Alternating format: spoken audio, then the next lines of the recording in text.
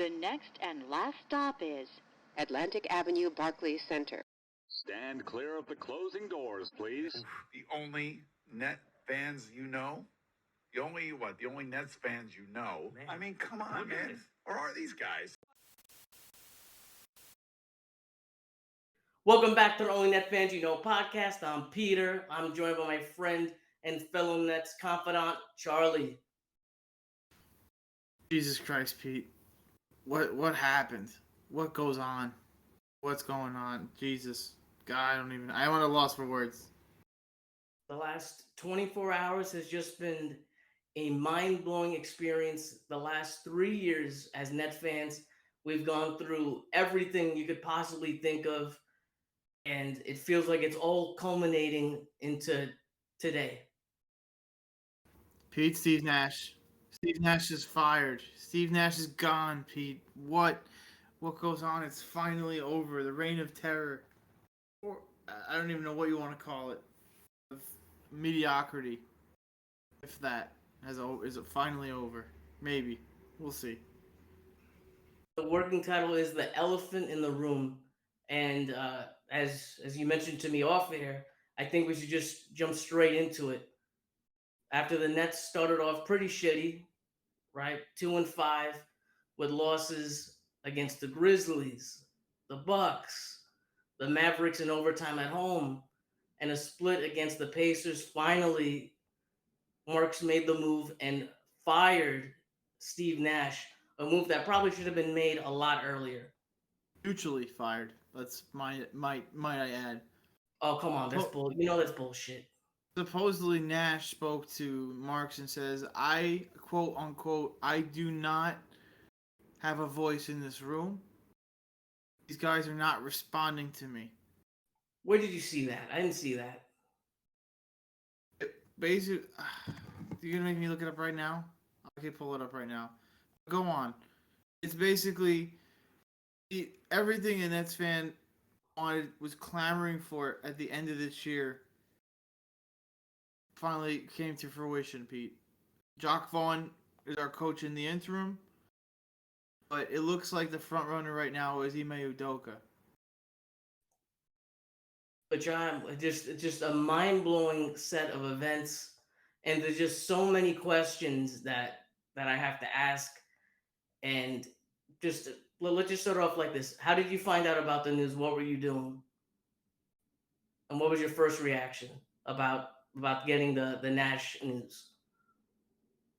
Well, I was just at work, minding my own business. I'm taking a free moment, eating my lunch, grabbing a bite to eat, take a quick look at my phone while I have a breather.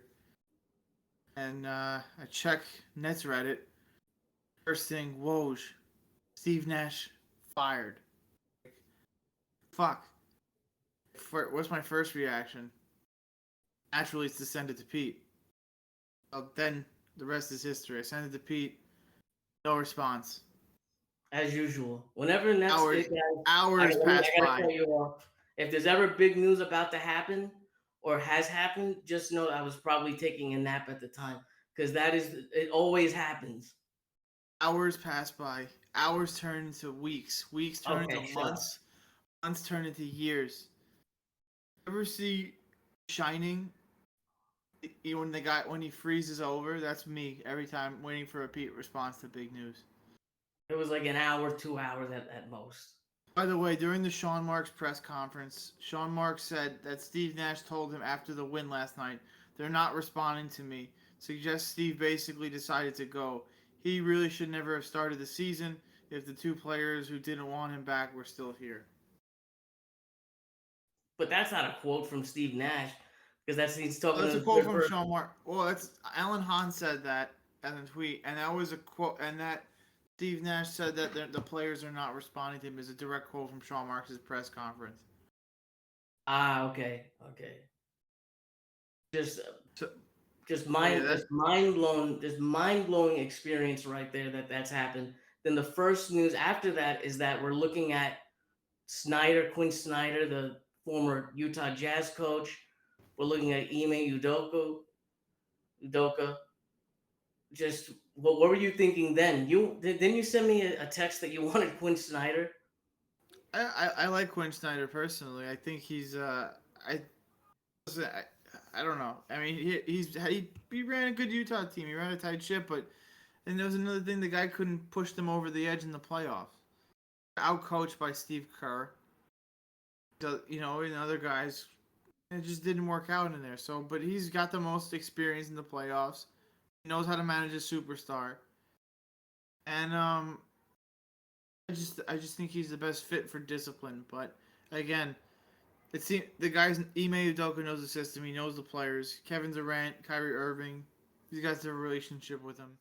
It felt like maybe an hour or two, maybe half an hour after I found out that Nash was fired, seemingly it seemed like Ime Udoka just was given the reins, like the Nets plan to hire him, and that was from Shams. I was shocked. I was just completely shocked. That was crazy, man. I texted you. I'm like, what? I'm like, when I send you the list of candidates like Quinn Snyder, Ime, I'm like, how ironic would it be if Ime Udoka gets hired right now after getting fired for this, and the Nets just somehow getting him back, and it'd be so ironic. And then sure as shit, man, at Woj and Shams, like, oh, they plan to hire Ime. However, John Marks in his press conference said he has not made a decision on who to hire as a head coach yet, which You is believe that? Come no, on. it's bullshit. They're trying to go over numbers right now, and they don't want to make any announcements yet. That's what that is, probably, right? Absolutely. And you have to think this is not something that's willy-nilly. I do think it was very weird to fire a coach during a back-to-back. An example in baseball, a baseball team will wait for a road trip or a Friday or, a day off to fire a coach. This was done in the middle of a back-to-back. Very strange timing. But I also don't think you hired Ime Udoka without doing like some vetting, even though they knew him, obviously, from being an assistant coach with us. But this is something that they've been looking into, you'd have to think, right? Can I go on a little rant right now? Go ahead. Pete, we should have fucking fired him before the fucking season. It was a mistake. Like you said, I said before, our star players didn't want him there. We tried to make it work. I'm glad they ripped the fucking Band-Aid off and got rid of him now before it's too late. But this was a fucking mistake from the get-go. The Nets dropped the ball with this one. It's mismanagement. The Nets from the get-go have played like shit. They've had leads, they've squandered them. They've gone down by 10, they can't come back. They don't play defense. They just are not clutch on offense. They turn the ball over. They are not an organized team. They look terrible. They look like a bunch of mismatched players. This roster is not structured well enough for these players' talents to overcome it. This team needs a leader.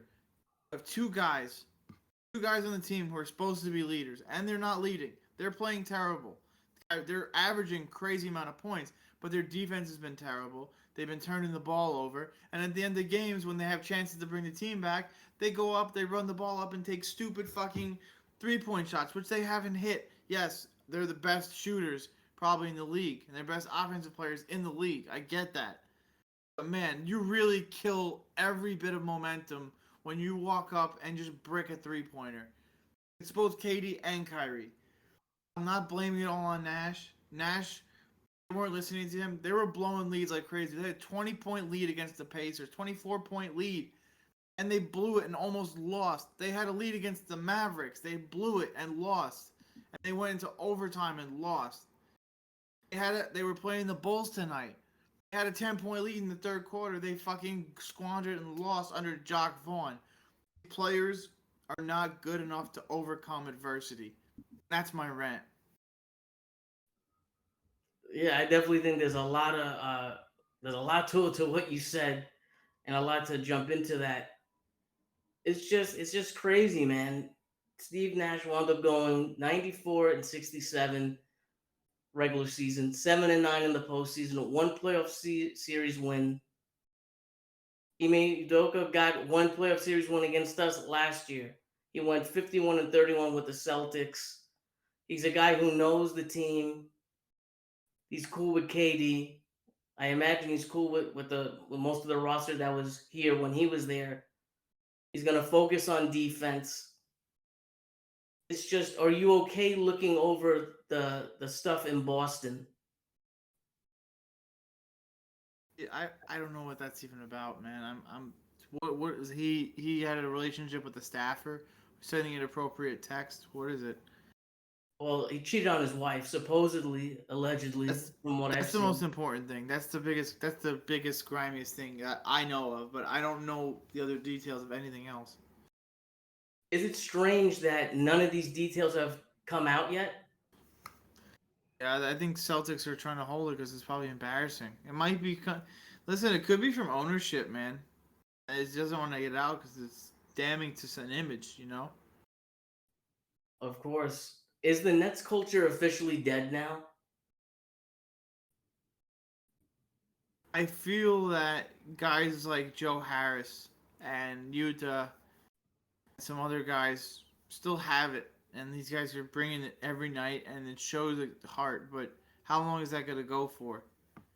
I think you're mostly right, though. I think culture's on the way out. We have to get a coach in here. We have to get someone here that's going to get these guys to buy into the system. It doesn't seem like our stars are just buying into the system. You have guys that sometimes want to work with it and move the ball and pass the ball and then play hard defense, and then when it matters, they crumple. I don't know, is that bad coaching? Is that just not the right mentality? What is that? I don't know. I wish I could tell you, because I would call the Nets and tell them fix it. I just think that Nash flat out was not a good coach, and he lost the locker room. And once you lose the locker room, that's it. That's the main reason Harden wanted out. He did not like Nash. This is not something new. We saw it in the postseason against Boston last year that he was it was chess and checkers. He felt like he got played. And I don't, did you see his exit letter, I guess you could call it, his exit post? I did kind of feel bad because, let's face it, Steve Nash probably did not get the best shake of a job here. The drama that has been surrounding this team is like, it's unreal. It's not real. It's like a reality TV type drama. He said he's going to still root for the team and that he loves being here in Brooklyn, that his family has a home here. I kind of felt a little bad, but you know what? This move should have been made last year. Maybe you can look back on it and say this move should have never been made at all. This guy was a rookie head coach, never had a job before, leading a team of basically superstars and a mix of young guys too. So it wasn't just KD and Kyrie coming in, DeAndre Jordan. You had a mix, like LeVert and Allen and these young guys into this. It's not an easy task to do. And then you pull a guy, and then you mix the roster up, get Harden in here. Pretty much give him the keys to the offense. Him and D'Antoni give him the keys to the offense. Say, hey, take care of the offense. And then you still muff it. You still don't know how to call timeouts. You're a rookie head coach. Next season, no progression. Same shit. Same mistakes. Maybe his timeouts got a little better. They did. It just... There was someone who doesn't know basketball as much as professionals do.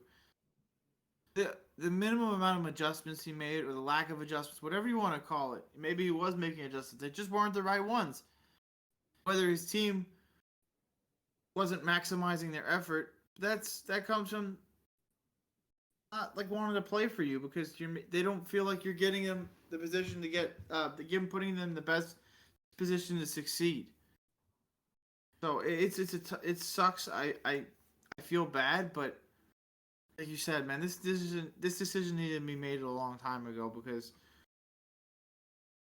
I wish it was made before the season started. I agree, but then maybe we would not get Ime. But talking about Nash, I think the biggest knock on him was definitely the rotations, like whether he was quote unquote trying them out or whatever. We see with our eyes as guys who are not professional basketball players that a lot of these rotations just were not working out. Harden's main complaint about Nash was the rotations. Like some of them were just like a little mind-boggling. Like it's just I know you as a basketball player you want it to work, but sometimes it's just not gonna work. Sometimes being an MVP player does not equate to an all-star coach. And another, how do you equate Ben Simmons into this now? It's like this is a whole complicated thing. This is going to be. Man, there's a chance the Nets don't make the playoffs this year. I mean, I'm not saying this season's a wash. I mean, it's still very early, but I don't see anything progressing. I don't see anything getting better. The roster is what it is. Yeah, jumping into that of course, after all this news came out and all the talk about everything going on, of course, we had a basketball game to play, right? We had a game against Chicago. Of course, we lost 108-99. We were actually leading 58-52 at the half, but a 19-point fourth quarter mixed with Kyrie shooting 2 of 12, 4 points, 0 of 6 from 3, just totally just doomed this team. It's just, I don't know. Did you see the energy at the beginning? I definitely saw Katie was playing like a man that was happy that Nash was out of town. And it seems, like I said before, it seems like any little bit of adversity, anytime another team goes on a run, and I don't blame Jock Vaughn. If you watch the game, every one of his timeouts were good timeouts to try to stop runs. Jock Vaughn did not make a rotation mistake, in my opinion. Zach LaVine went off. He had 29 points, fourth quarter, 20 points in the fourth. And I'm just saying, like, the Nets just run into these guys that just every night it seems like these guys come into the Barclays Center, they come into our house, they go off, hit these circus shots, everything seems to fall in. The other night is Duarte, the other night it was Heald and Halliburton and Luka Doncic, and these guys are coming here and in our own building and just torching the Nets. It's just like there's no sense of pride when they play. It feels like there's no like hustle. There's no sense of urgency to like make the right play. I don't know, man. It's just very disheartening. It's very disappointing, and it's kind of downright disgusting. Because I feel like, no offense to Knicks fans, Nets fans kind of deserve this. They haven't. Wow, Like, what are you talking about? I'm just saying no offense. I don't know. I feel like the Knicks fans feel entitled that they don't have anything either. So I feel like we have it a little. We need it more. Oh, I thought you were saying that we deserve going through this. I was about to say, what the fuck? Also, we gotta talk our shit too much, and then we also get this. This is what we get for talking too much shit. Also. Yeah, just a lot of the same problems as you mentioned. The Bulls had 51 rebounds, 40% from three, like as you said, guys lighting it up on us. But in the fourth quarter, the Bulls went 11 of 21, 5 of 7 from three. That's just unreal. And the Nets also had 17 turnovers to add on to that. Just total disaster. Just the Nets struggle in the second half to just close the deal on games. It's infuriating. What does that come down to? Is it the players? Is the rotations? I don't know. I don't know, man. It's frustrating because we got Ben. I don't know if we mentioned this, but Ben Simmons is now questionable for the foreseeable future. Doesn't seem like he's going to be traveling with the team.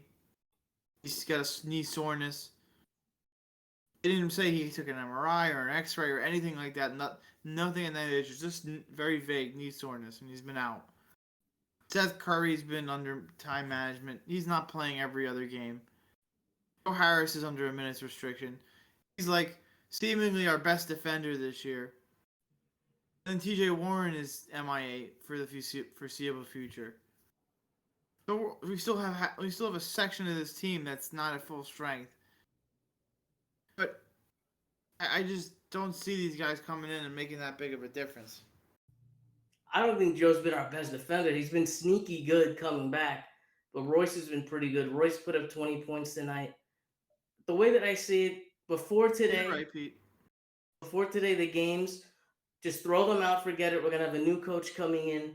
Tonight in particular, you know what? I gotta put it on Kyrie. How many games is this guy gonna put up 4 points and shoot 2 of 12? Not too many, right? I don't think he's ever had a game like this in his entire career.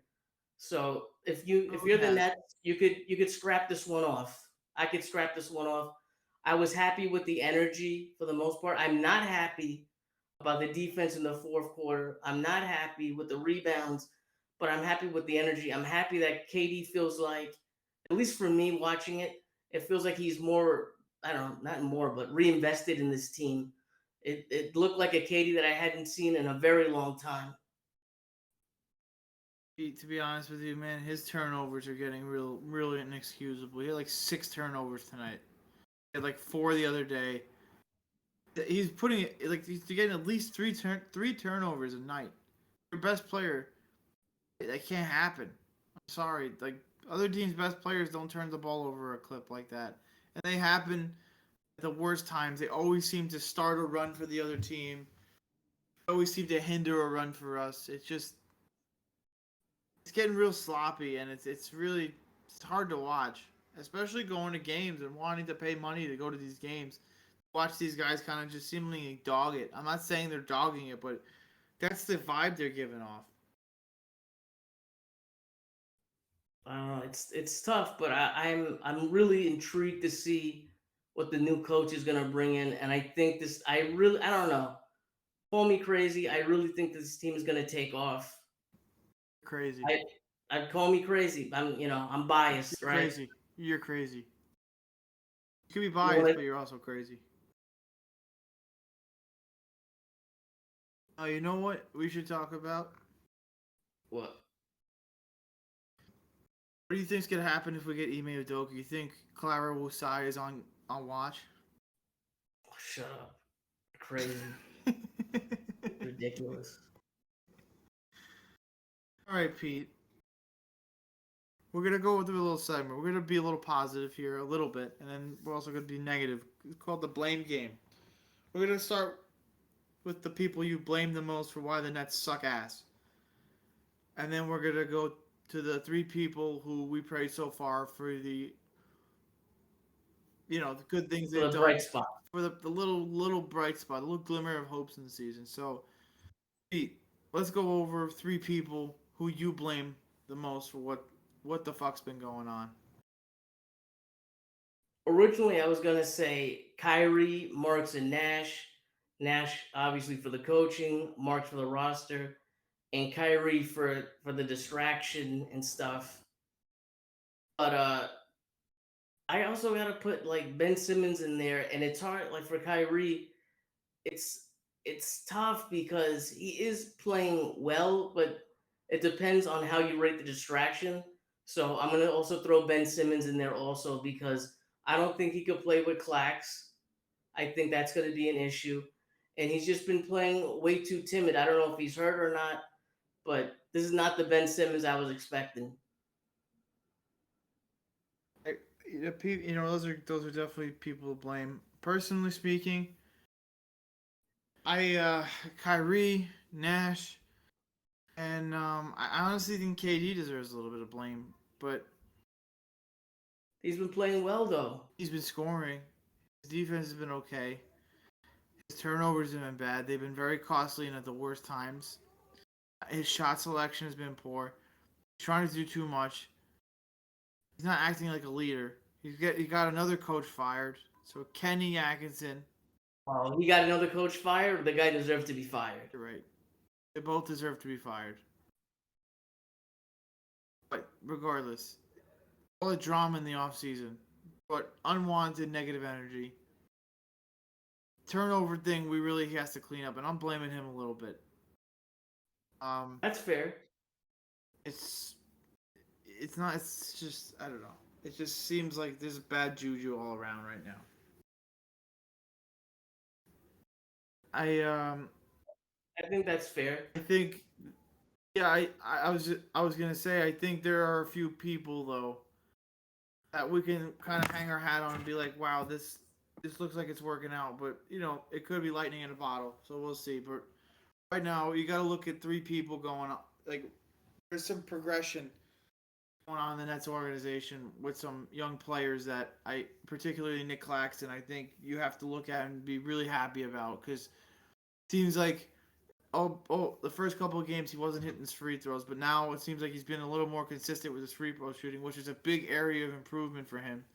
We need to see improvement there, but more importantly, he's a little bigger, he's stronger, his defense has been good, he's getting more rebounds, and also he's been super aggressive getting to the basket, and he's been really efficient at scoring under the rim. And You know that he's been our third leading scorer for most of the season. I didn't know that. That's pretty crazy. Who is it? It's him, KD, and Royce O'Neal. Kyrie. KD, Kyrie, and Clax are the top three scorers, at least coming into the Chicago game. Oh, he had 10 points and 10 rebounds, so he still had a good game. Absolutely. It's just I bet you would have not expected that going into the year. I actually expected it. I think there was a reason why they stuck with him for another 2 years. One because they could re-sign him and go over the cap, and two, they could afford him. But as the third leading scorer on the team, you expected that? Well, he's been the only guy getting open looks because everyone's been blitzing fucking KD and Kyrie on defense.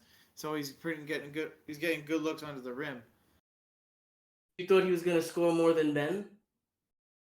No, I didn't, Pete. I really didn't. I didn't think Ben was going to be scoring less than 5 points a fucking night. Fucking ridiculous. I'm glad you put him on there, too, because he's looked like shit. He's been playing... Yeah, that's a little his offense has been so lethargic. It's like he doesn't belong. It's like it feels like he just doesn't sit in place out there. He sets screens and just, like, rolls around and does nothing. Like... I don't know, man. Go for a rebound. Set another off-ball screen. Try to just get to the fucking rim. Something. This doesn't look like he belongs in the offense. He's gotta play where he's ball dominant. It seems like KD and Kyrie can't be on the floor. Like maybe bring him off the bench. Maybe that's a good option for him. I don't know. But anyway, another guy. You know who does look good on the offense though? Who does his role like almost perfectly, I would say. Doesn't shoot too much passes at the right time. Udoka. Yeah, man, he's looking great. He fits in nice. More Pete. Listen, fitting in aside, he's just showing hustle, right? Showing heart.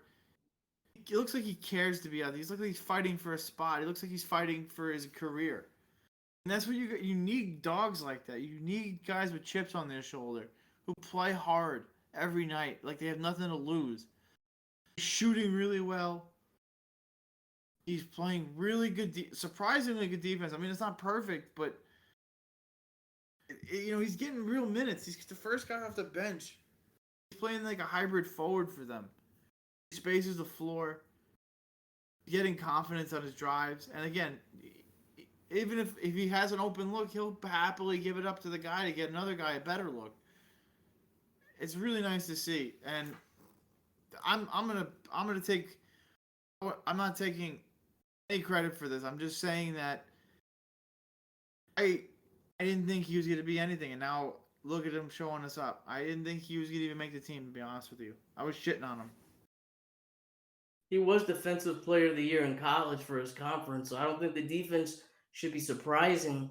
You know where he went? He's shown spurts of hitting the three, so I don't think it's too surprising. But what is surprising is how seamlessly he's gone into this offense. And like I said, just making the right plays, taking the right takes. You'll see him wait at the wing sometimes after a defensive rebound. He'll be running down the court. He'll take the quick three, or he'll try to push it a little bit. I just think that he just fits in seamlessly right now, and he provides the Nets with defense, which they definitely need. He seems to fit very well, and I don't know if you saw the Dwight Howard thing about the Dwight Howard did an interview, and they said that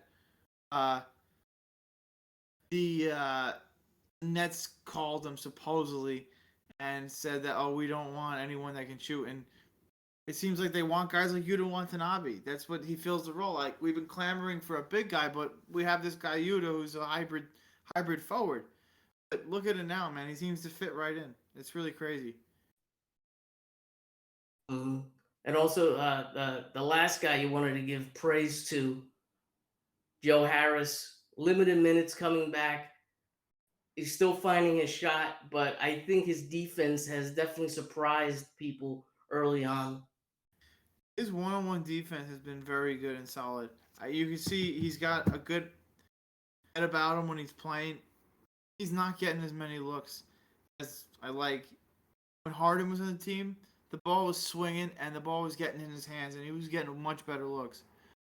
Seems like he hasn't really got that off the ball, like off screen, or run around the screen and catch the ball and shoot prowess. Yeah, that was his bread and butter. Getting around atop of the key screen at the 3-point line, just doing a little curl and getting a quick three. That was his bread and butter shot.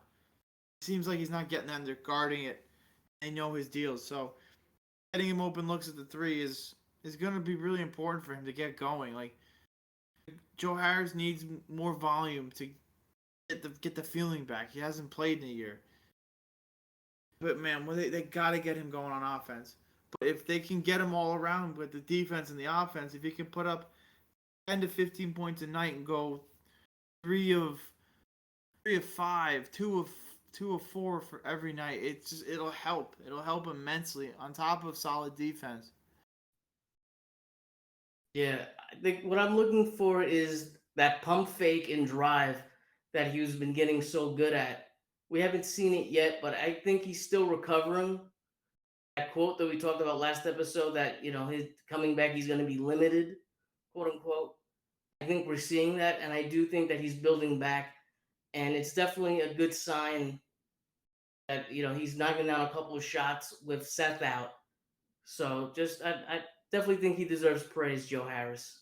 And his passing has improved. He's made some nice passes driving to the rim. Him and Claxton seem to have a nice little, I wouldn't say immense chemistry, but there's been a few plays this season where Joe Harris can penetrate and he does a nice little dish to Claxton. But again, a lot of it is good positioning by Claxton. Claxton's improved getting in his role positioning. So listen, these three guys are important because they're role players. These guys need space the floor for guys like KD and Kyrie to operate.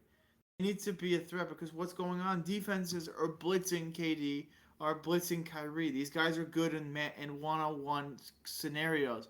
When they're blitzed and they got to get the ball, they make mistakes. A lot of KD's turnovers were getting double, even triple teamed in some scenarios. I watched a screenshot of the fucking Pacers almost putting 4 guys around KD because they don't respect anyone else to score.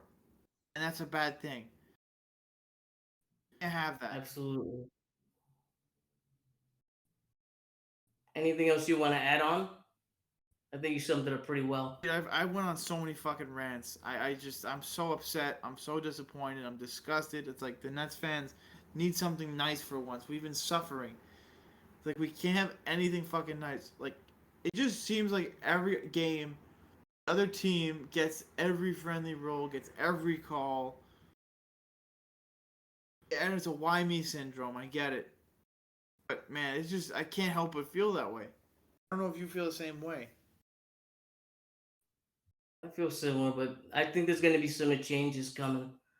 Let's get to the wrap up. We had the Dr. J jersey come back with the classic edition jersey. They had the court out there. They did the scoreboard nice with a nice 1980s feel or 1970s feel, whatever you want to call it. I thought it was fucking beautiful. It was a dream come true. I was dope until they laid an egg and they lost. Yeah, forget about the game. Just review on the court, review on the jersey itself. What did you think? It was really nice. I liked it. I'm completely and utterly shook right now from how they're playing to even care about how jerseys look. I'm a firm believer in look good, play good, but this is definitely not one of those cases here. I think I want to get one of these jerseys, a Dr. J jersey, but I don't know who I'm going to get. I'm leaning towards Vince Carter because I'm afraid to get anybody else that may not be on the team come next season. You got to get a Joe Harris jersey. I don't know. I think I'm going to get a VC one. Can't go wrong with VC. Can't go wrong with Joe Harris. Speaking, you just reminded me. Speaking of VC, of course, Katie moved in to 19th place all time in points, passing Vince Carter. They had a nice little video set up of Vince congratulating him. I thought that was awesome. Congrats, KD. I hope one day you get traded to a team that you want and a team that treats you better than we do.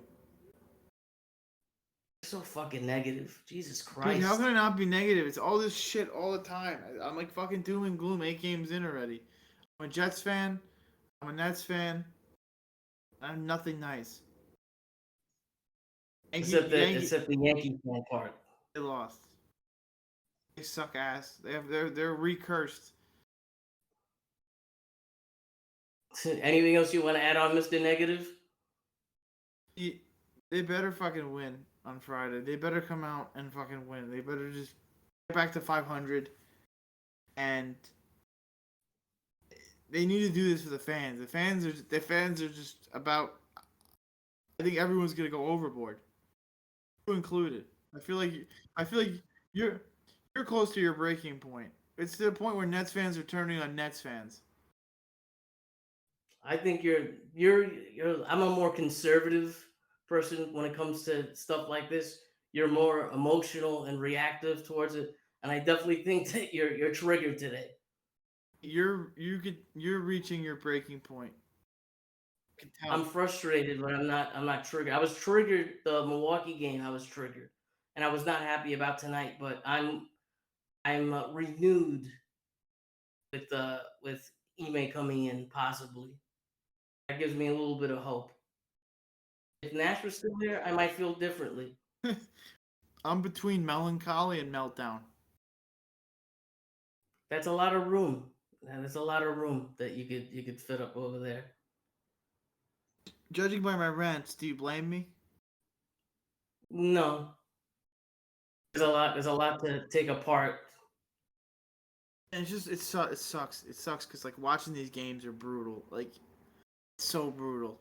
It's just these leads. Oh man, P, I don't know. I know we're wrapping this up, but I just gotta vent. I gotta keep venting. It sucks. You'll get it next episode. I have a feeling by next episode we'll have a lot better of a picture of what we're going to be seeing with this team going forward. So guys, remember to follow us on the Twitter, the new Twitter, at NetFansYouKnow, on the Instagrams, at the OnlyNetsFansYouKnow. Have a great day. Have a great night. Have a great commute. I'll see you next time. We're out. Not doing anything this time. I'm so fucking depressed. Good night.